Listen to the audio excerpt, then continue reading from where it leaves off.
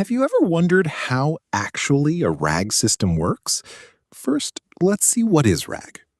RAG most commonly stands for Retrieval-Augmented Generation.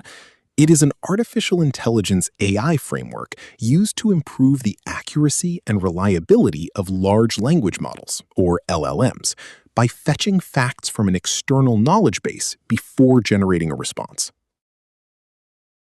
Okay, now let's see why we use RAG. We use Retrieval-Augmented Generation, RAG, because it solves the biggest limitations of standard large language models: outdated data, high training costs, and fabrications, or hallucinations. Now, let us see the benefits of using RAG.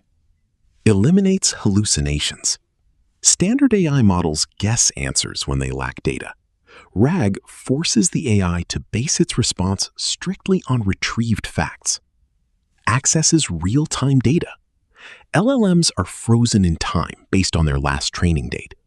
RAG hooks the AI directly to live databases, web searches, or files. Secures private data. You can connect AI to internal company documents, HR policies, or financial records safely.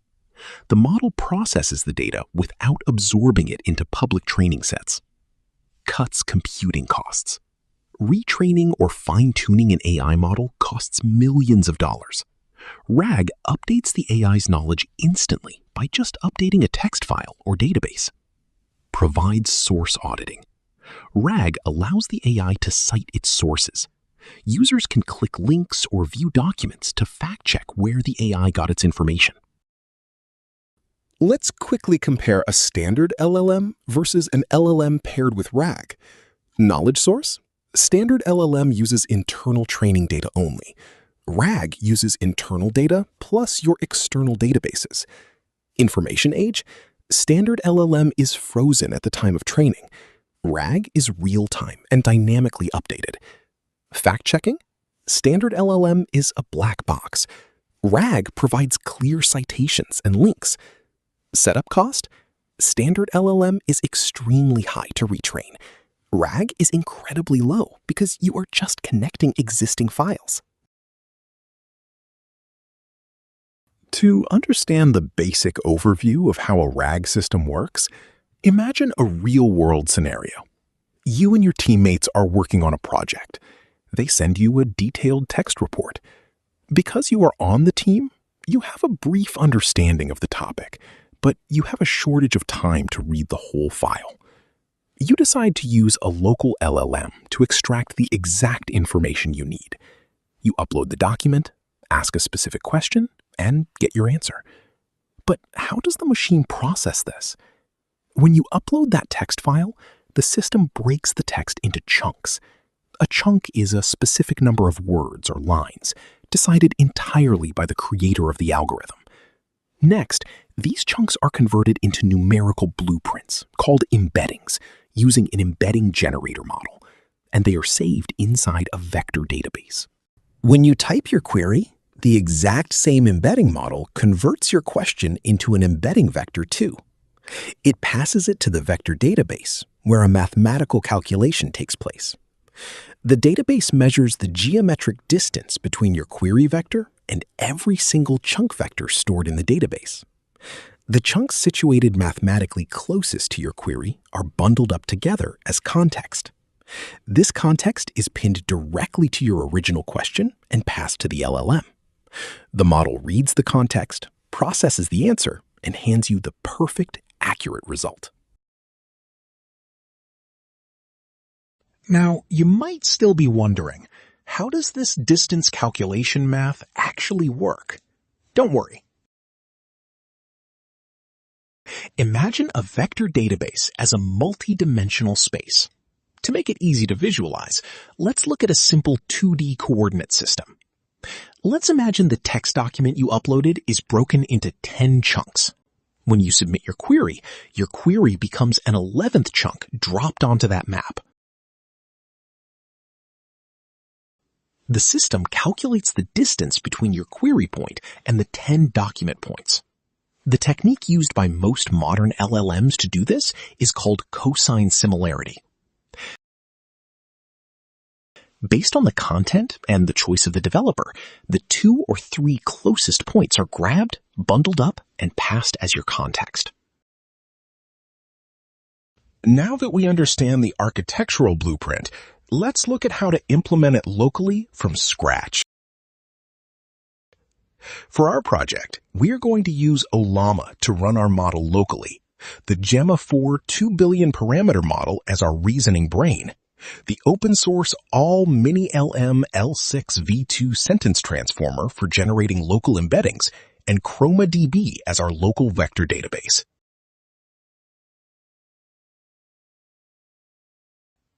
We will be processing a file named ragdocument.txt, which contains 20 definitions of 10 words, where each word has 2 meanings, forcing our system to use semantic search to find the correct context.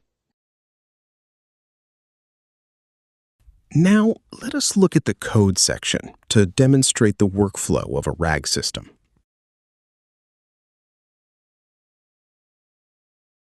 Before we jump straight into the code section, make sure our local environment is fully configured and ready to roll. Setting this up takes less than 2 minutes. First, ensure you have Ollama installed on your system.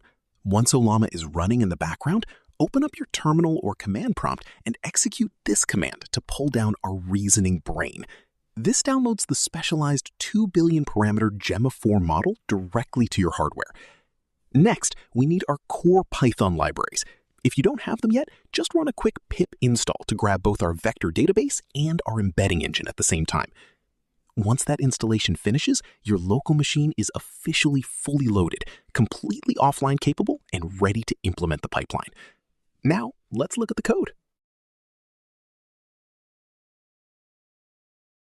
We start by importing the 4 core tools that make our local RAG pipeline work. First, we import OS, which is Python's built-in library to handle file paths. Next, we import ChromaDB. This is our ultra-lightweight open-source vector database that will run entirely on our local machine. Then comes Sentence Transformer. This is the engine that will take our raw text sentences and convert them into mathematical vectors, or embeddings. And finally, we import Ollama, which allows us to communicate directly with our local Gemma 4 model right from our Python script. Moving to step number 1, setup and initialization. On this line, we load our embedding model by calling Sentence Transformer all mini LM6 V2. Now, why did I choose this specific model? All mini LM6 V2 is a fantastic open source model optimized for speed and accuracy. The very first time you run this script, Python will automatically download this model to your machine. After that, it runs completely offline. It's going to take our word definitions and map them out into a 384-dimensional vector space. Next, we need a place to store those mathematical vectors, so we initialize ChromaDB. Look closely at this line, chromadb.persistentClient, path equals /ragvectordb. The word persistent is key here. It tells ChromaDB to create a physical folder on our hard drive named ragvectordb. This means our database won't vanish when we turn off our script. It saves our data permanently. Right below that, we create our workspace inside the database using client.getOrCreateCollection named word definitions. Think of a collection just like a table in a standard SQL database or a folder inside a filing cabinet. We name it word definitions because that's exactly what we're tracking today. Finally, we define a constant variable file name and point it directly to our source text file. And our entire environment is ready to go. Now we move on to step number 2, chunking and ingestion. This is where we read our document, extract our unique source IDs, generate our vectors, and shove them into ChromaDB. But notice this first line, if collection.count equals 0. This is a massive optimization trick for your code. It checks if our local database is completely empty. If it is empty, it runs the ingestion logic. If we run this script a second time, it will jump straight down to the else block at the bottom and say, database already contains chunks, skipping ingestion. This saves you from accidentally embedding the exact same file over and over again every time you restart your app. Inside the block, we initialize two empty lists, text chunks to hold our raw text lines, and source IDs to hold our custom tracking keys. Before opening the file, we run a safety check. If not os.path.exists file name. If you forgot to upload your ragdocument.txt file, or if there was a typo in your path, the program won't awkwardly crash halfway through. It will cleanly print an error message and exit right there. Now, let's open the file safely using with open, file name, R, encoding equals UTF-8 as F. We loop through the file line by line using for line in F.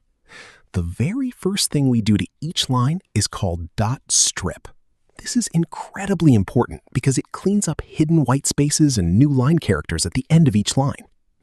Then we check if clean line. This ensures that if there's an accidental empty line in your text document, our code ignores it completely and only appends actual content into our text chunks list. Next up is the clever part, where we extract our unique document source numbers. Remember, our file format starts with square brackets like LOR or AOR. We use a bit of string manipulation. Cleanline.splitY chops the line in half at the closing bracket. We grab the first part, strip out the opening bracket, and replace the space with an underscore so that /LOR:2 transforms neatly into a string like source_1. We append this tracking label into our source_IDs list. And just in case a line doesn't match this exact format, we wrap it in a try-except block. If it fails, the except index error fallback catches it and automatically assigns a generic ID like chunk1 or chunk2, so our code never breaks. Once the loop finishes, we have 20 clean sentences and 20 clean source IDs. Now we trigger our model to do the heavy math, embedding model.encodeTextChunks.toList. This single line converts our entire list of sentences into raw numerical vectors, locally on our CPU or GPU, and we convert the result into a clean Python list. Finally, we pass everything into our vector database by calling collection.add. We give it our raw text, our newly generated vector embeddings, and our custom tracking IDs. ChromaDB maps them into memory, links the IDs to the texts, and saves them to our persistent hard drive folder. And boom, our external data ingestion phase is 100% complete and safely stored locally.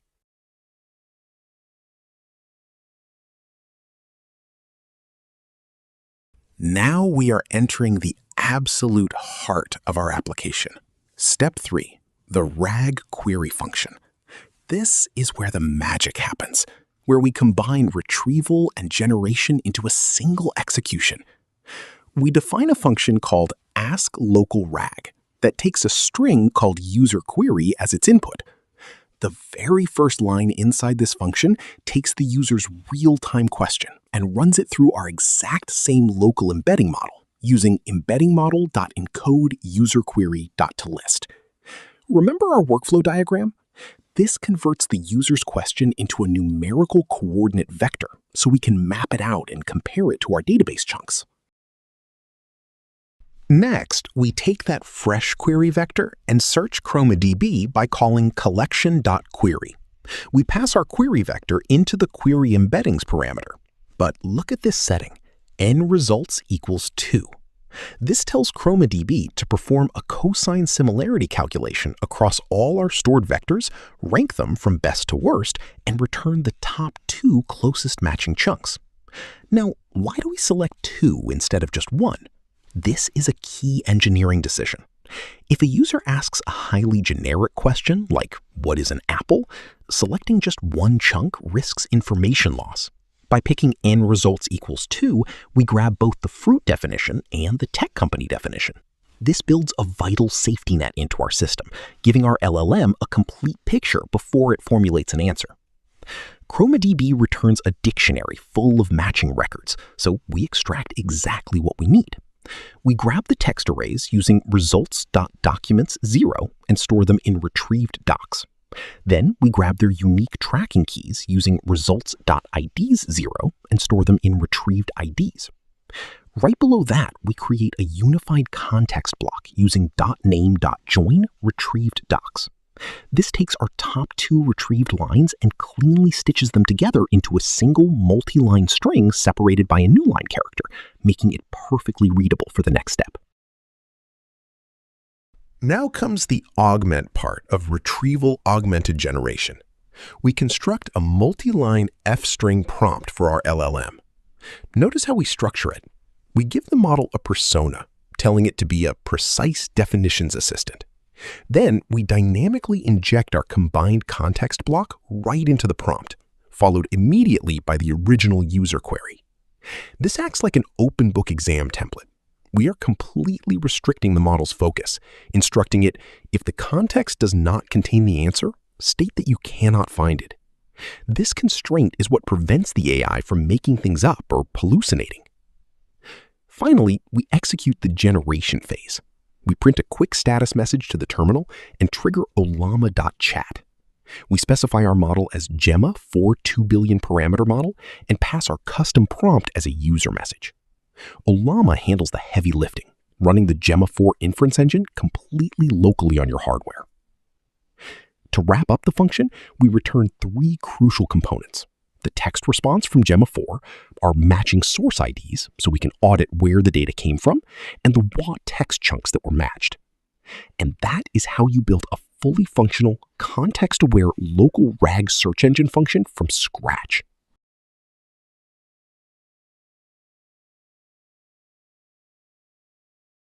We have finally arrived at the last piece of the puzzle. Step 4, the live demonstration run. This is where our entire script comes alive and executes from start to finish.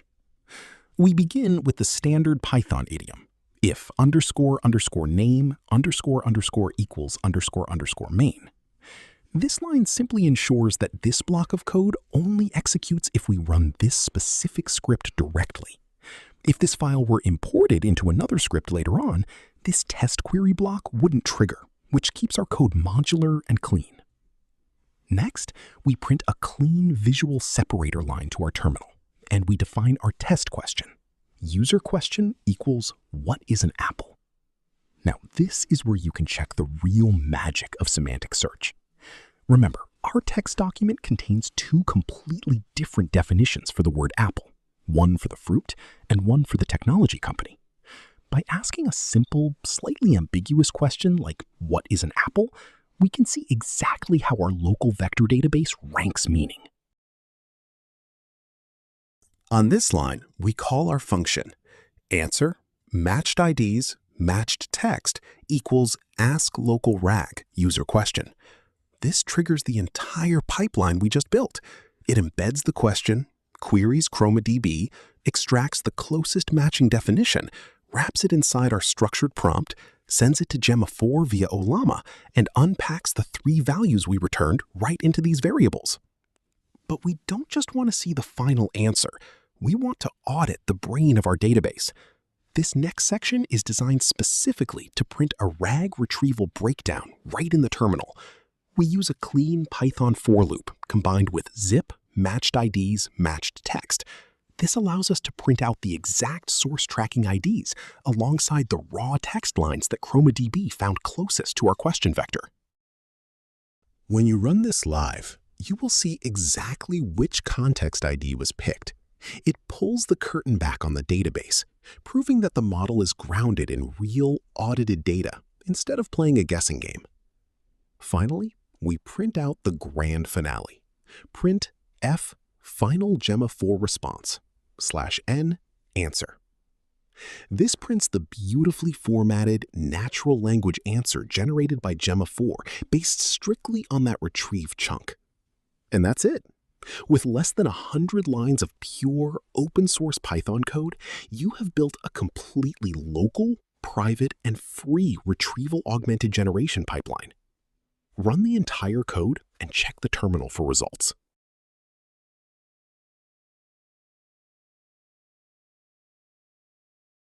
All right, guys, let's look at the results. Take a look at the very first line. It prints, database already contains 20 chunks, skipping ingestion. This proves that our database optimization check worked flawlessly. ChromaDB read our persistent folder, realized the 20 definitions from ragdocument.txt were already embedded, and skipped the setup phase entirely to save us time. Next, our test query is submitted. What is an apple? Now, pay close attention to this section right here, the RAG retrieval breakdown. Because we set n results equals 2 inside our query function, ChromaDB searched across the vector space and pulled the top 2 closest matching vectors. Look at the matched IDs. The first matched vector points directly to our technology company chunk. The second matched vector points directly to the round fruit chunk. This is semantic search in action. The vector database successfully isolated both distinct definitions of the word apple out of our entire document and bundled them up together to create our context block.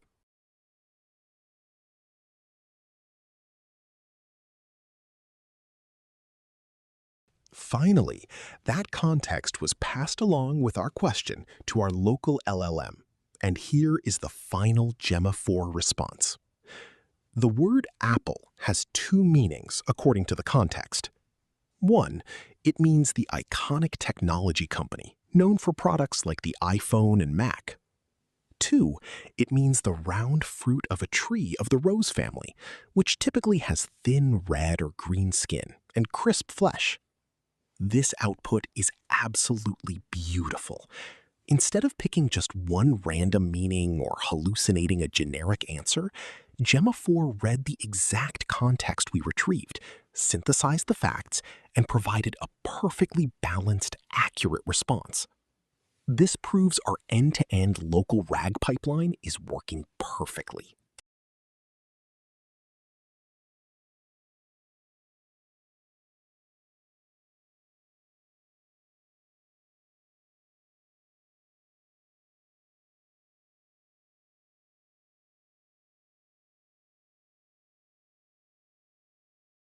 And that wraps up our step-by-step guide to building a 100% local, completely open source RAG system from scratch.